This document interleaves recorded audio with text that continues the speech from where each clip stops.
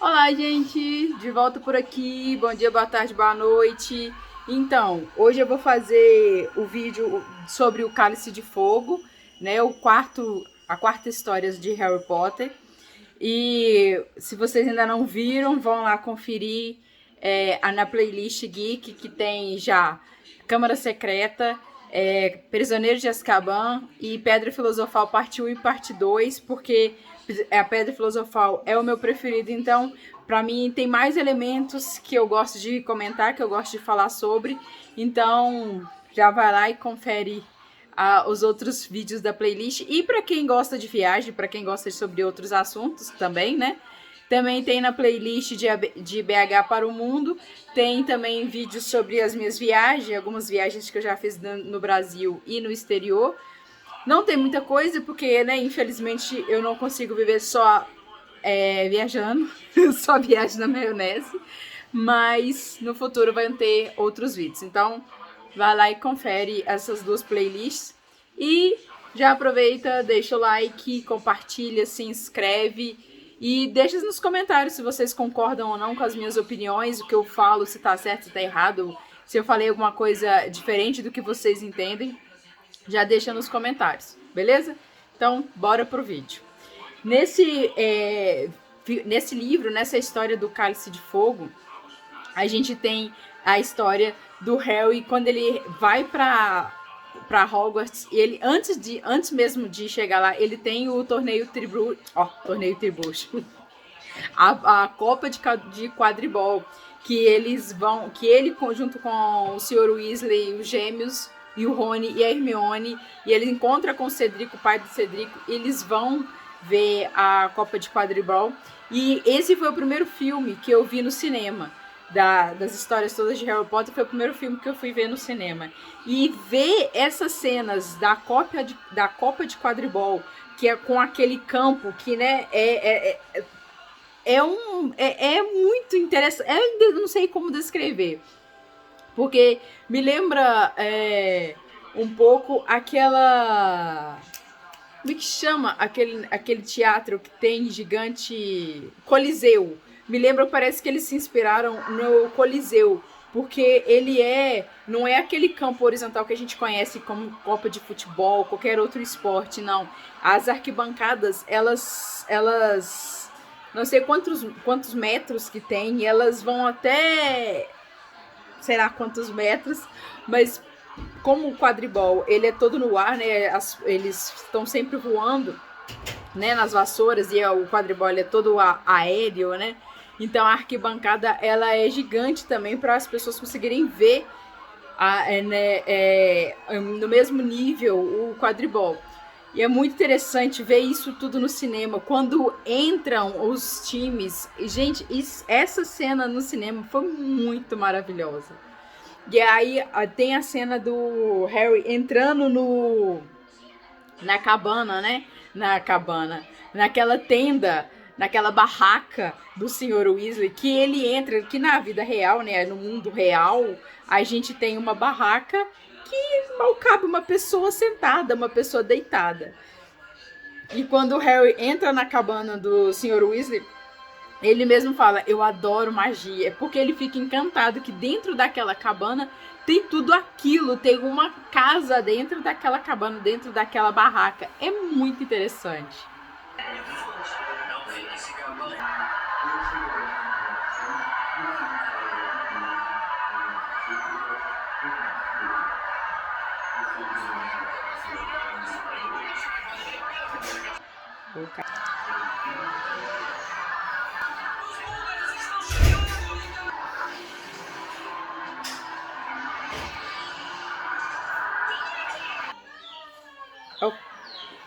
Essas cenas do time da Irlanda e da Bulgária entrando no estádio, e esse estádio com as arquibancadas todas suspensas, esse momento que entra o time, que eles voam, e entra o Victor Krum, e a comemoração, todo mundo cantando pelo Victor Krum, cantando o nome do Victor Krum, o Victor Krum voando. Essa cena no cinema, isso foi muito emocionante, isso é muito, muito legal de assistir no cinema.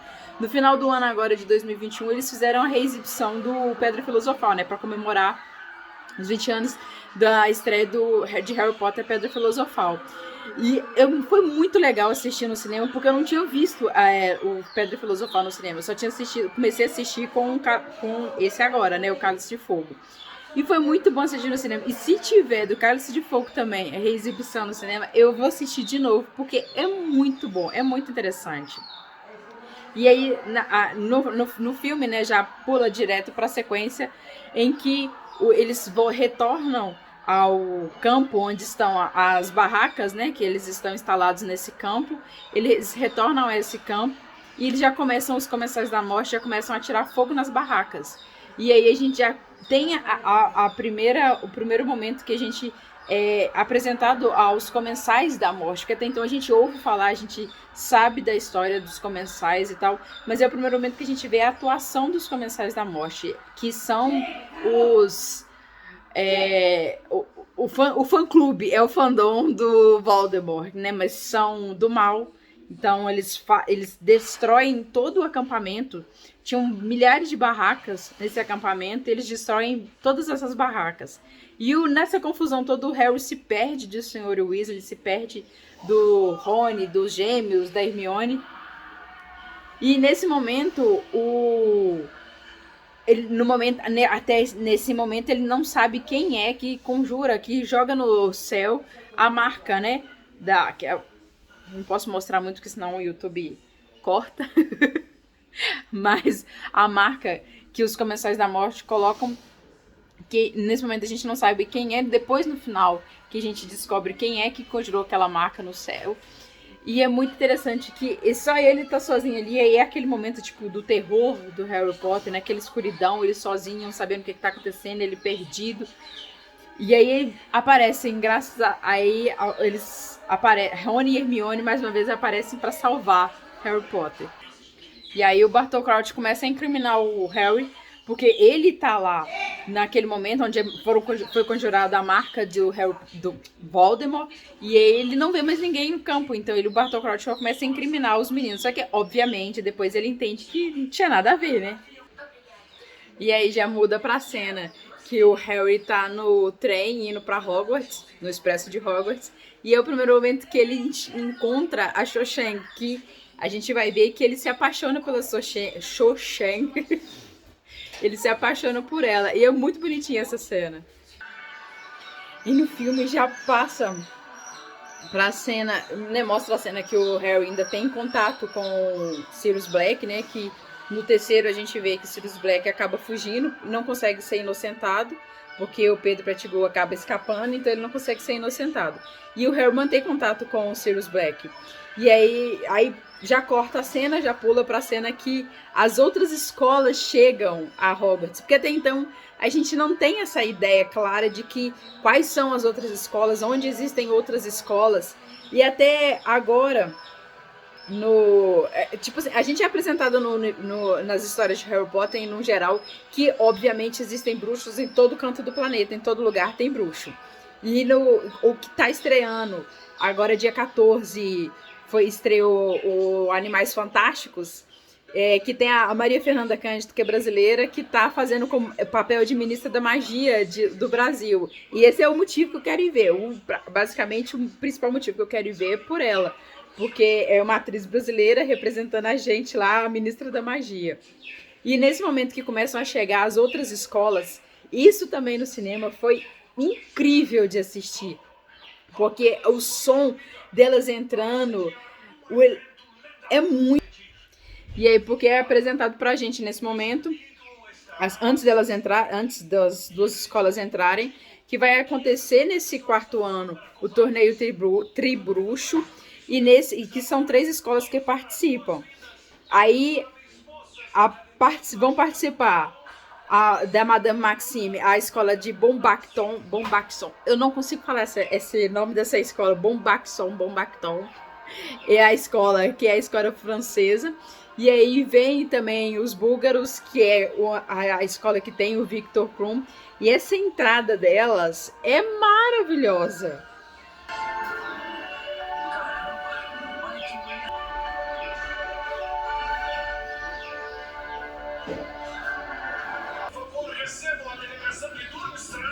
seu diretor Igor Karkaroff.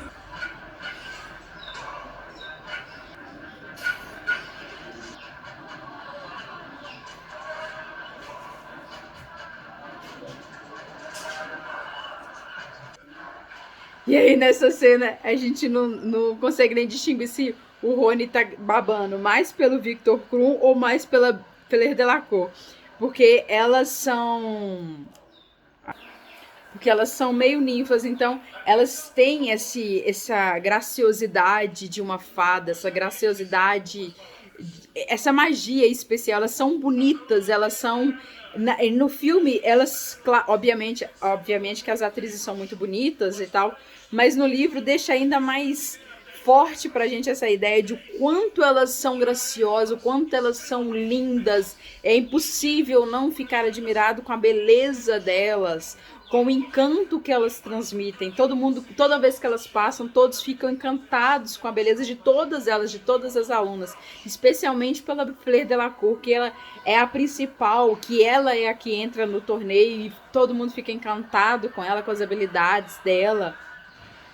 E o Victor Krum, ele é o jogador de quadribol, o famoso jogador de quadribol. E para eles o quadribol é como se fosse a Copa do Mundo pra gente de futebol, né? Eles são apaixonados por quadribol. Então o Victor Krum é o grande astro desse esporte, que é apaixonante, que é amado por todos eles.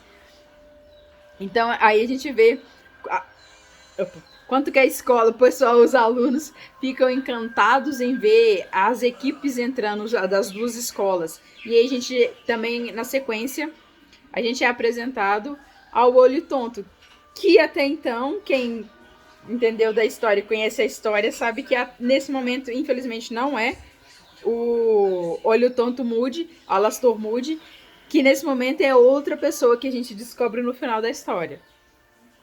E o Bartol Crouch está lá para poder passar para eles a ideia do que é o torneio Tribruxo, que os alunos todos podem participar, menos aqueles que têm menos de 17 anos. E aí a galera já começa a ficar revoltada, os gêmeos de Weasley já começam a ficar revoltados, porque eles querem participar, porque é uma honra participar do torneio Tribruxo. É muito difícil ganhar, então é uma honra para eles entrarem, e eles já ficam revoltados porque eles não podem participar. Escrever seu nome num pedaço de pergaminho e depositá-lo na chaveira. Não poderá desistir. A partir de agora. Caralho. E é nesse momento que a gente entende o nome do livro, o nome da história, que é o Cálice de Fogo. Que esse cálice com essa chama azul, é nele que quem quiser se inscrever para participar do torneio Tribruxo tem que colocar um papelzinho com o seu nome. Então todos os alunos das 3 escolas podem se inscrever. E eu falei no outro vídeo que o meu professor de Arte das Trevas preferido é o Lupin. Porque no Cálice de Fogo, o Alastor Moody, né, o Olho Tonto Moody, ele é professor, só que a gente sabe que não é ele que tá ali atuando como professor. A aparência é de Alastor Moody, mas não é o professor Moody, não é ele que tá ali. E beleza, ele ensina... O ensino dele tá mais vinculado ao que realmente é a arte das trevas, só que ele usa de meios que não dá para ser ensinado. E são feitiços que não podem ser executados, porque você quebra uma lei se você executa esses feitiços. Então, por mais que eu gosto dele, porque ele pelo menos foi fiel à matéria, que é a arte das trevas, ele ainda assim usa de meios que não podem ser utilizados, que os alunos não vão conseguir utilizar no dia a dia. E não é ele, né? Não é o Moody que tá ali. E outro motivo para eu não gostar do Alastor Moody, o falso Alastor Moody, como professor de arte das trevas, é porque ele ensina as maldições imperdoáveis, beleza. Eu entendo que os alunos têm que ter conhecimento sobre essa maldição, essas maldições, porque são 3. Mas ao mesmo tempo, ele tá usando métodos errados. Porque, por exemplo, ele pede pro Neville Longbottom falar a maldição do Cruciatus. Porque os pais do Neville foram torturados por essa maldição. Então, no momento em que o Neville tá assistindo, ele jogando essa maldição em cima daquela aranha que ele tá usando todos os 3 feitiços, ele usa nessa aranha. Ele usa Impérios, ele usa o Cruciatus, ele usa a Avada Kedavra, são as 3 maldições imperdoáveis. Ele usa essa maldição nessa aranha, o Neville tá sentindo a dor da aranha, porque ele ainda comenta com o Neville. Nossa, a professora Sprout de Herbologia me falou que você é muito bom nessa matéria. E aí ele sabe que o Neville vai se incomodar com a aranha sendo torturada, e o Neville vai se incomodar duplamente, porque ele tá vendo um animal sendo machucado e tá vendo uma situação que remete a ele algo que ele sofre por as consequências disso até hoje, porque os pais dele foram torturados por essa maldição pelo Lord Voldemort. E eles foram torturados a ponto de ficarem loucos e irem para uma instituição para poderem se tratar, porque eles até hoje o Neville, ele é cuidado pela avó dele. Até hoje, no caso, né, da história, ele é cuidado pela avó dele, porque os pais dele não têm condições de cuidar dele, porque eles ficaram permanentemente com a mente prejudicada por causa dessa maldição. Então a Hermione ainda fala pro professor: para, que você tá torturando o Neville tá sendo machucado psicologicamente por causa dessa maldição, porque ele tá vendo isso acontecer com a aranha. E aí depois o professor, ele não só satisfeito com... O professor não, né? A pessoa fantasiada de Alastor Moody, não satisfeita apenas com a tortura do Neville, ele ainda coloca a aranha na frente da Hermione e mata a aranha. Ainda pede pra Hermione falar dessa maldição. E ela sabe que o amigo dela foi a pessoa que perdeu os pais graças a essa maldição. E que o amigo dela quase morreu graças a essa maldição. Que é o Harry Potter, que sobreviveu a essa maldição. E o professor ainda lembra: aqui tá a única pessoa na história que sobreviveu a essa maldição, que é o Harry Potter. Então por isso que, se fosse o Alastor Moody, talvez ele fosse interessante como professor de arte das trevas. E ok que ele tem que ensinar essas artes, mesmo sendo, principalmente por serem as imperdoáveis, os alunos devem ter conhecimento sobre essas maldições, mas ainda assim, os métodos que ele usa, para mim, são totalmente errados e não deveriam ter acontecido.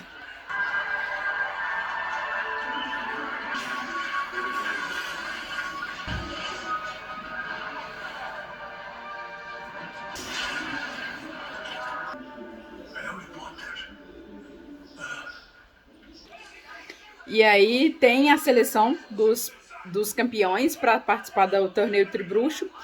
E aí o Harry é um dos escolhidos, é um dos campeões. E eu acho interessante que o Dumbledore duvida se ele se inscreveu ou não. Porque como que o Harry, no 4º ano da escola, ele vai conseguir driblar o Cálice de Fogo? Porque não pode participar se for menor de 17 anos, e são apenas 3 campeões. E ele já era o 4º. Como assim que alguém acreditou em algum momento que o Harry Potter teria condição de fazer isso sozinho? Isso pra mim não tem lógica. Claro que ninguém... Que ele com 14 anos ia conseguir se inscrever e principalmente driblar toda a segurança da taça. Como assim? Do cálice, né? Como assim?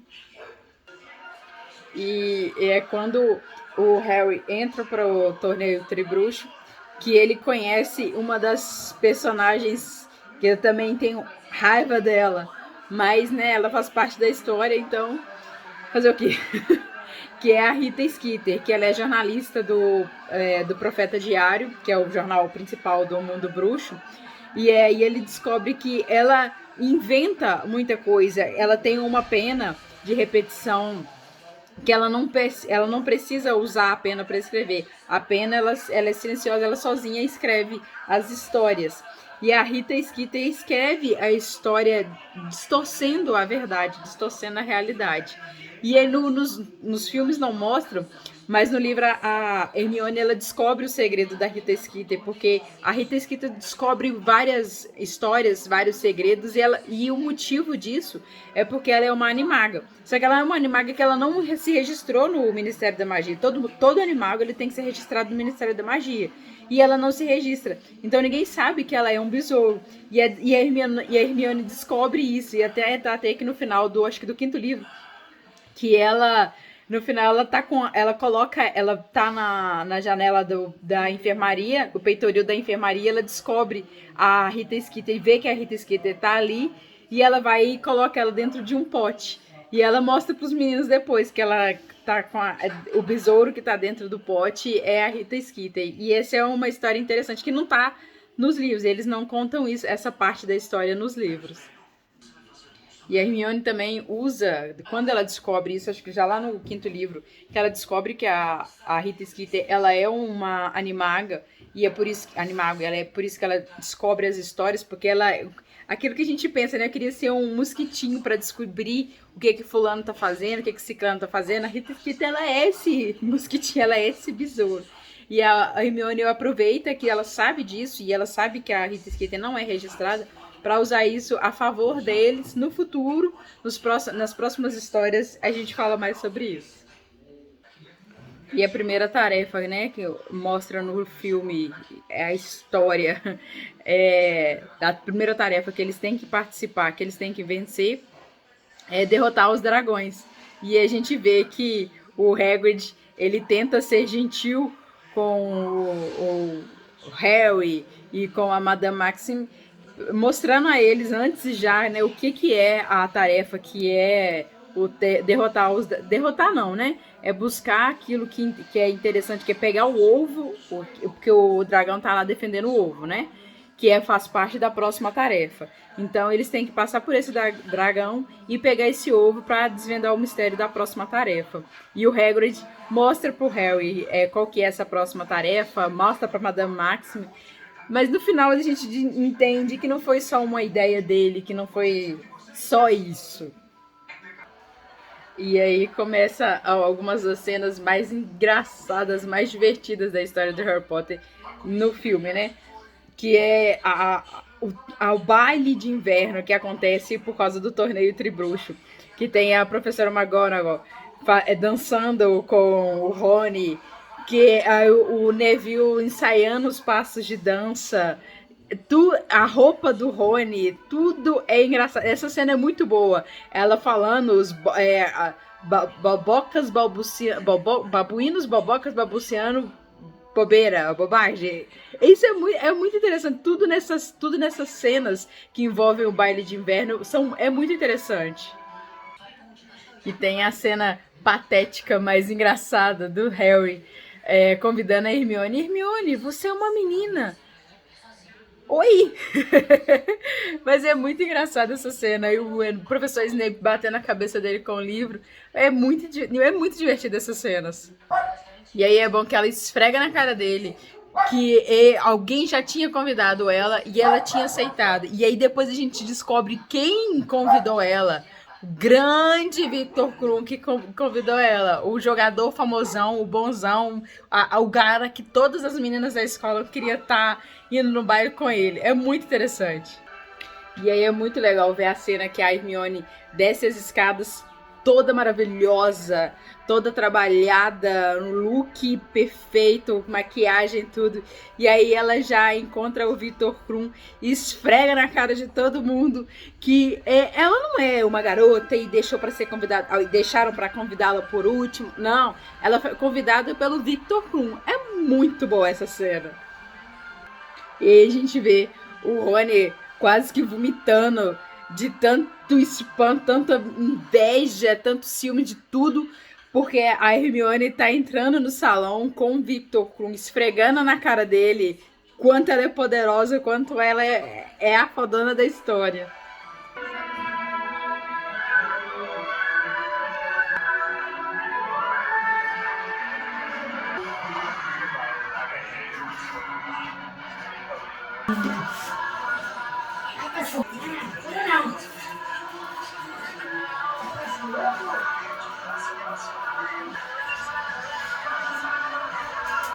E eu tenho uma dó dessas meninas, tadinha, as que foram acompanhando o Harry e o Rony, Parvati e Padma Patil. Elas, coitada, elas tiveram a infelicidade de serem convidadas pelo Harry, porque o Rony nem coragem de convidar elas não teve. Ele só foi lá convidar as velas, parece que tá convidando vela, né? Não, as velas que são as meninas da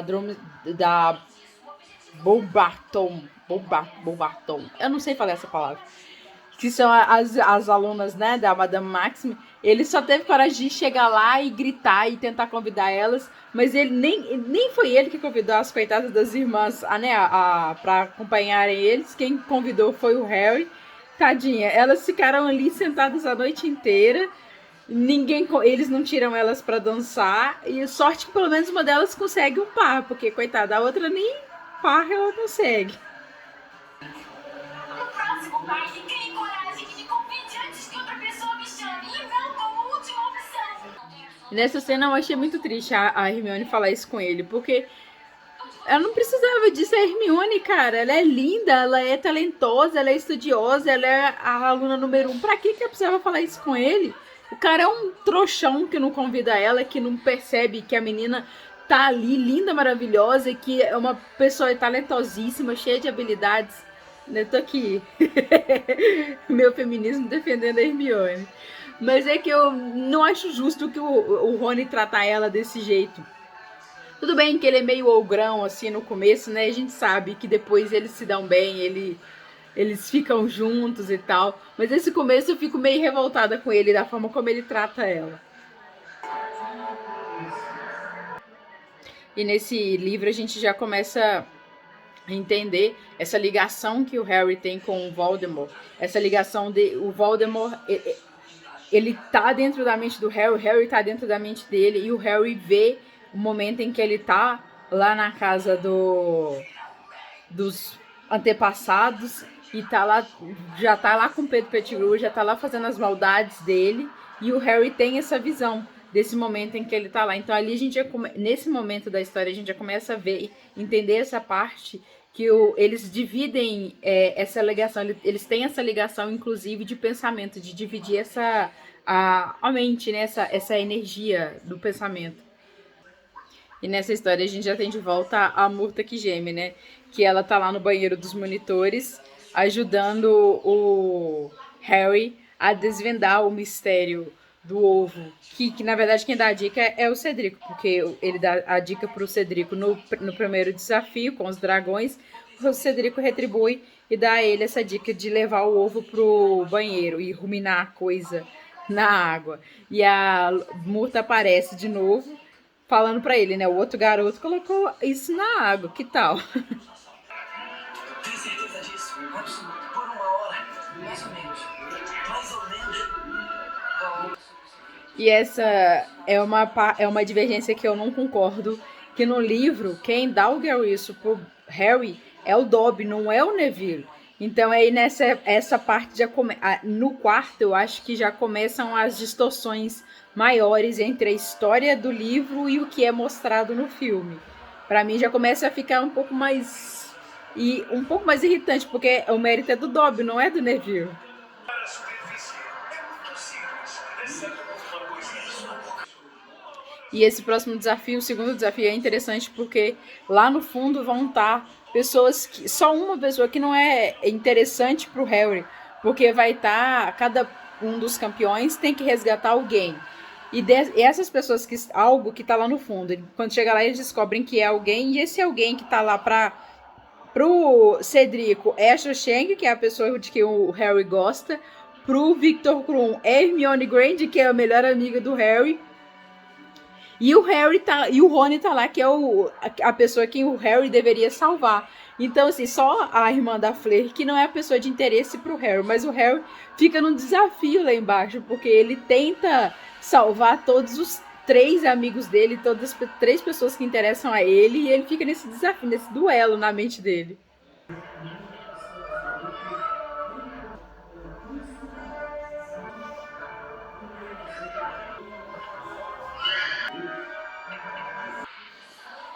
E ele tenta até resgatar os outros amigos, mas aí os Sereanos impedem ele, porque ele só pode levar um.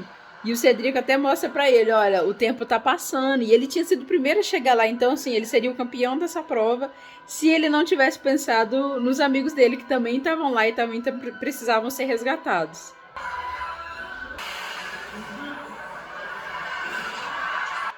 E aí o Harry consegue salvar tanto o prêmio dele, que era o Rony, quanto a irmã da Flay. Então a Flay fica toda emocionada, beija ele, nossa, e beija o Rony também, porque ela acredita que o Rony também ajudou a salvar a irmãzinha dela.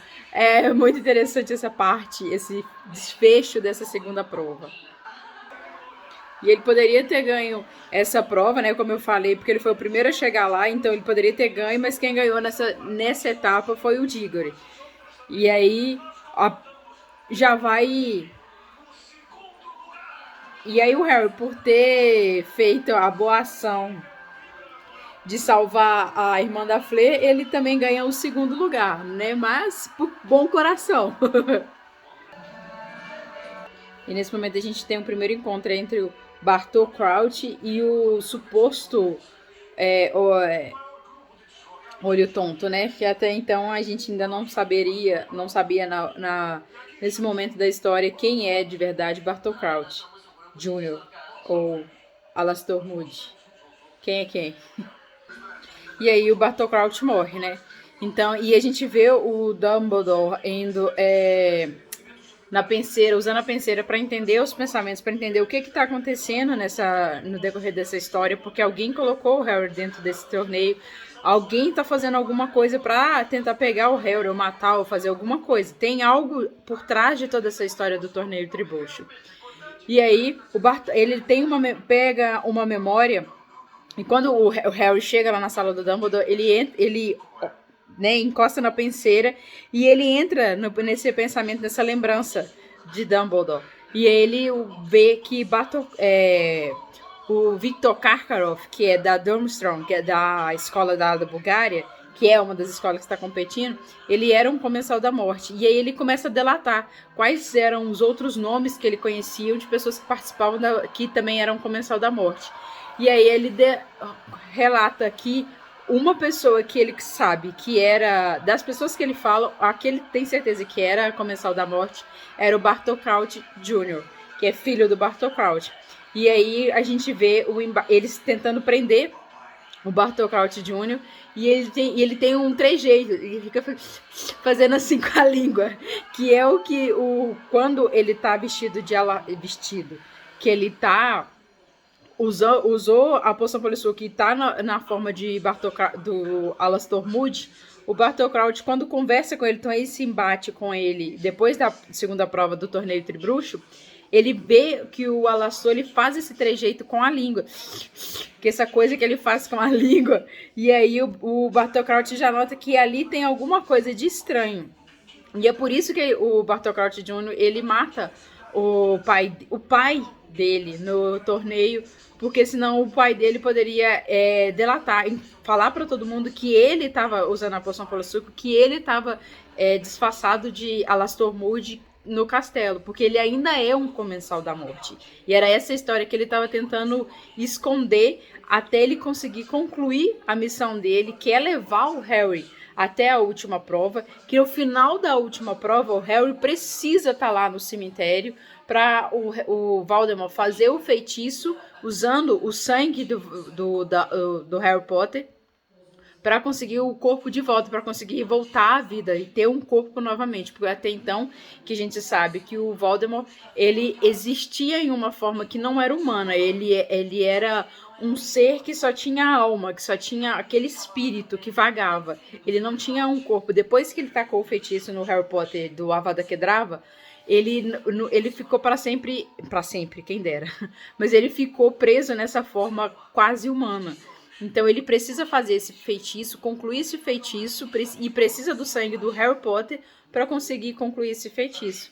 E a gente vê que o Bartol Crouch, ele encaminha o Harry nas provas, ele dá as dicas pro Harry, dá dica pro Hagrid passar informação pro Harry Potter, para todo mundo passar informação pro Harry Potter chegar à final do torneio Tribruxo, porque senão o Harry Potter não conseguiria nem chegar à final, porque por melhor que seja o Harry, ele não tem conhecimento suficiente para chegar à final do torneio Tribruxo sozinho, porque ele ainda tá no 4º ano, ele tem menos de 17 anos, ele não tem essa capacidade sozinho de chegar lá.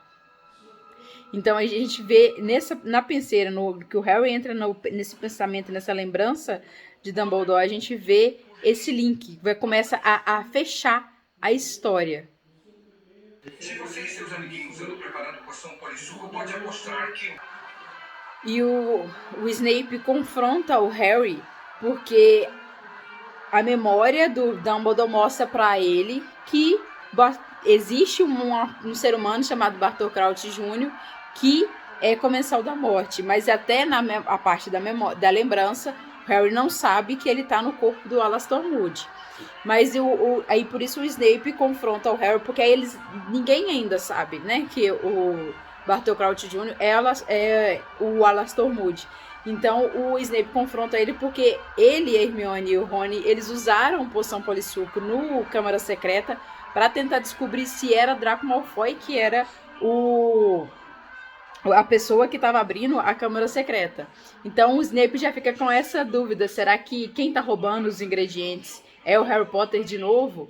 E aí ao final da terceira tarefa do torneio é que a gente tem o desfecho, né, que era Bartol Crouch Jr. E até o final da prova a gente ainda tinha aquela esperança de que o professor Moody, né, o olho tonto, ele estava ajudando o Harry, estava sendo gentil com o Harry, estava tentando dar as dicas para ele porque ele tinha interesse que o Harry vencesse a prova. Então, quando a gente descobre no final que na verdade ele traiu Hogwarts, Dumbledore, Harry, na verdade não é bem que ele trai porque era sendo o Bartol Crouch Jr., ninguém espera que um comensal da morte vá ser leal e sincero a Hogwarts, a Dumbledore, a Harry, né? Então, assim, ele é leal a Voldemort. Essa é a lealdade dele. Ele é um comensal da morte, então ele não vai ser leal a Harry Potter. Mas ainda assim fica, nossa, ele estava sendo um professor legal com o Harry, uma pessoa que estava ajudando o Harry, cuidando do Harry, e essa pessoa que, na verdade, queria era matar o Harry. Era só isso, né? Esse era o interesse real dele. E o Victor Krum, ele é enfeitiçado para eliminar os outros participantes, eliminar a Flea e o Cedrico, para que só o Harry chegue à taça, porque a taça do torneio, ela é é uma chave de portal que vai levar ele ao cemitério de Godric Hollows, porque é lá nesse cemitério onde o Voldemort já está lá, esperando ele com o Pedro Pettigrew, para ele fazer esse feitiço para retornar à vida. E aí o Harry vai tentar ser justo com o Cedrico e ajuda ele quando as ramos, as plantas estão pegando ele no labirinto. E aí ele tenta ser gentil com o Cedrico, tentando salvar, tentando ajudar o Cedrico. Só que, infelizmente, quando o Cedrico cai lá no cemitério, Voldemort mata ele imediatamente. Então, assim, aí às vezes eu fico na dúvida, será que se pelo menos Harry tivesse não sido o Harry e não tivesse salvado o Cedrico naquele momento, o Cedrico pelo menos estaria vivo, né? Pelo menos essa perda a gente não teria já no quarto livro, né? E o Cedrico ainda é gentil com o Harry, porque como o Harry salvou ele fala com o Harry, então já que você me salvou, você tinha mais chances de chegar à taça, pega a taça primeiro, você pode pegar. E o Harry não, então vamos pegar juntos. E aí pronto. E aí os dois acabam caindo no cemitério e acontece a fatalidade.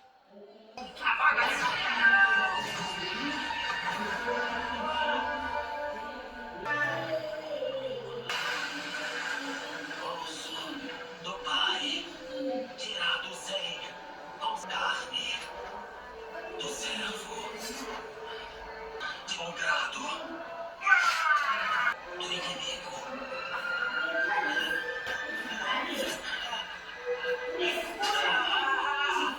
Tirado a força.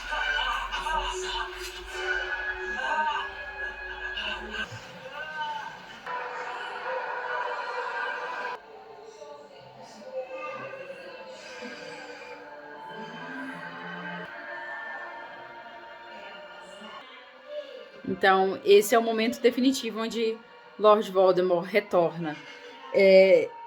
No princípio, a gente vê que no decorrer do final do quarto livro eles já não acreditam que o Lord Voldemort retornou. A única pessoa que... A única não, né? Mas assim, a pessoa que mais entende que isso tudo tá acontecendo, que Lord Voldemort retornou, é Dumbledore, né? Que de cara Harry conta pra ele que o Lord Voldemort retornou. Então, e imediatamente o Dumbledore acredita no Harry, porque ele entendeu toda essa trajetória, todo esse mistério que estava acontecendo por trás do torneio Tribruxo e entende que é definitivo, realmente Lord Voldemort retorna. Bom, então é isso, o vídeo já tá grande demais nesse momento, então a gente já sabe que Voldemort retorna. Foi Bartol Crouch Jr. que colocou o nome do Harry no Cálice de Fogo, que colocou ele como um dos campeões do torneio Tribruxo para que ele competisse, chegasse à final, pegasse a taça, que era a chave de portal, e fosse parar lá no cemitério onde Pedro Pettigrew já estava lá com Voldemort para ele fazer esse feitiço e retornar à vida. Voldemort retorna à vida e começa então as partes mais sombrias da história de Harry Potter. E é isso aí, ficamos por aqui. Esse vídeo vai ficar parte única mesmo, sobre o Cálice de Fogo. E para quem quiser ver mais, tem outros. Vou fazer os vídeos dos próximos filmes. E já tem vídeo no canal do Pedra Filosofal, Câmara Secreta e Prisioneiro de Azkaban. Então é isso aí. Valeu, deixa o joinha, curte, compartilha, se inscreve. E até a próxima. Tchau!